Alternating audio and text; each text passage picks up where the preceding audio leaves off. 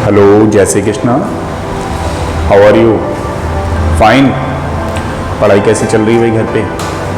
क्या कह रहे हो? पढ़ना बंद कर दिया है? क्यों? पेपर एग्जाम कैंसिल हो गए इसलिए बंद ही कर दिया? भाई आगे की भी तो एग्जाम देने, समझ रहे हो? तो कहने का मतलब है कि पढ़ाई को कभी नहीं छोड़ना है, ठीक है? आपका जैसा शेड्यूल था, हाँ ये बात माननी पड़ेगी कि आपकी एक टेंशन सी कम हो गई, जिससे क्योंकि ये डिक्लेयर कर दिया इन लोगों ने कि भाई अब आपका एग्ज़ाम कैंसिल हो गया है। फिर भी बाद में जब सिचुएशन सही हो जाएंगी और कोई बच्चा अपने रिजल्ट से सेटिस्फेक्शन नहीं है, उसको सेटिस्फाई नहीं है, तो वो दोबारा एग्जाम दे सकता है। ये भी ऑप्शन इन्होंने रखा है, ठीक है? इस बात का ध्यान रखिएगा। हाँ, एक जरूर बात कहूँगा मैं, आपके सिर से एक थोड़ा सा वेट सा कम हो गया। जो वजह वेट रखा हुआ था भाई पेपर जल्दी ले लिए जाएं, जल्दी ले लिए जाएं, कब होंगे, कैसे होंगे, क्या होगा, हम कर पाएंगे, कैसे कर पाएंगे, बहुत सारी जो चीज़ें चल रही थी आपके दिमाग में, बच्चों के दिमाग में जो चल रही थी, है ना? क्योंकि हमें तो बच्चों से ही जुड़ा रहना है और जुड़े रहती हैं। तो कई सारी बहुत सारी जो बातें चल रही थी, एक कल वो बातों पे ख़त्म हो गई, ठीक है? अब बड़ा क्लियरेंस आ गया। अब किन बच्चों की बातें दिमाग में चल रही हैं? बहुत सारी। जिन बच्चों का नीट 21 और जेई होगा वो बच्चे अब परेशान होंगे कि भैया ये भी कहीं ऐसा ना हो कि कैंसिल हो जाए। तो देखो, थोड़ा सा पेशेंस रखो, कुछ दिनों में आगे 1 वीक में ही, मोस्ट प्रोबेबली 15 डेज, मतलब 15 जून तक ये डिक्लेयर हो जाएगा कि कब एग्ज़ाम होगा। और सारी सिचुएशन सही रही, भगवान ने चाहा तो सारी सिचुएशन सही होंगी, कोरोना भी ठीक होगा, चीज़ें और भी ठीक होंगी और डेफिनेटली पेपर भी होगा, एग्ज़ाम भी होगा, नीट का और जेई का। तो एक चीज़ जो 12th के बच्चे अलग से टेंशन ले रहे थे वो अब ख़त्म हो चुकी है। अब आप लोग भी अपना पढ़ाई का रूटीन शुरू कर दो और अब कंपटीशन की तैयारी के लिए पूरा फुल फ्लैश में आ जाओ। जो बच्चे, जिन बच्चों ने ड्रॉप कर रखा है ईयर, वो अपनी पढ़ाई को और ज़्यादा शार्प में लेके आओ। वो कैसे होगा?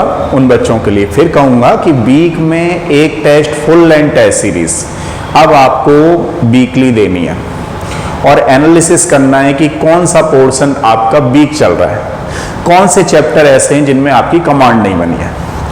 एक और चीज़, कुछ बच्चे क्या होता है कि बहुत सारे मोटिवेट होने के लिए लोगों की कहानियाँ सुनते हैं। तो आप लोगों को बहुत सारी कहानियाँ सुनते रहते हैं कि भैया चलो हमें मोटिवेशन मिल रहा है, हमें मोटिवेशन मिल रहा है। तो उस मोटिवेशन के चक्कर में क्या होता है, आप लोगों का टाइम वेस्ट होता है। तो ऐसे बच्चों से भी मैं कहूँगा कि देखो, खुद की ऐसी कोई कहानी बनाओ ताकि आपकी कहानी को लोग फॉलो करें। आप ऐसा ना हो कि लोगों की कहानी को ही फॉलो करते रहो। सेल्फ मोटिवेट होना सीखना है आपको, एवरी कंडीशन में, एवरी सिचुएशन में। कैसी भी सिचुएशन आप लोगों के सामने आ जाए, उस सिचुएशन को आपको हैंडल करना है।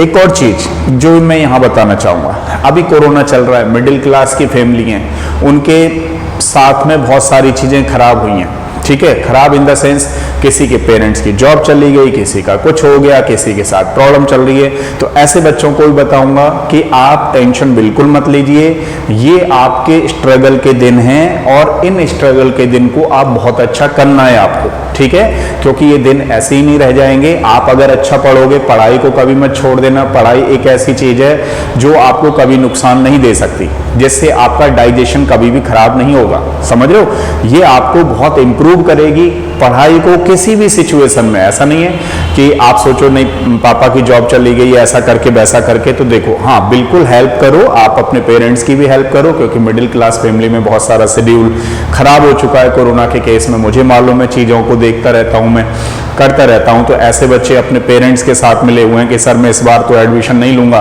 कुछ बच्चों ने 11th क्लास में लास्ट ईयर भी नहीं लिया था कि मैं सर 12th में लूंगा, लेकिन किसी कारण बस वो दोबारा से 12th में नहीं ले पाए एडमिशन। तो बहुत सारी सिचुएशन हो चुकी हैं खराब, लेकिन उनको वो धीमे धीमे पटरी पे आ जाएंगी सिचुएशन।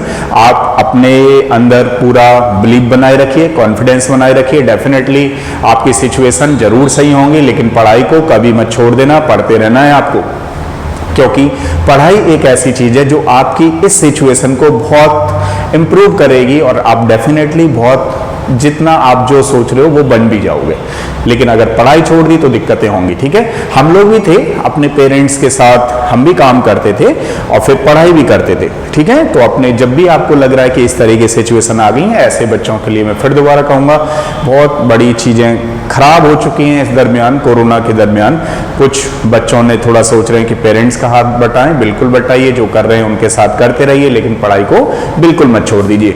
और कहानी कुछ इस तरीके से बनाइए ताकि आपकी कहानी को लोग पढ़ें। ऐसा ना हो कि आप दूसरों की कहानी कब तक पढ़ोगे, बहुत पढ़ ली आपने कहानी, जितनी पढ़नी थी वो पढ़ ली। अब आप अपने को सेल्फ मोटिवेट करो कि आप पर डे कुछ नया करोगे, डेफिनेटली नया करोगे और इतना इंप्रूव कर दोगे अपने आप को एक फेज में कि लोग आपकी कहानियों को पढ़ेंगे, ठीक है।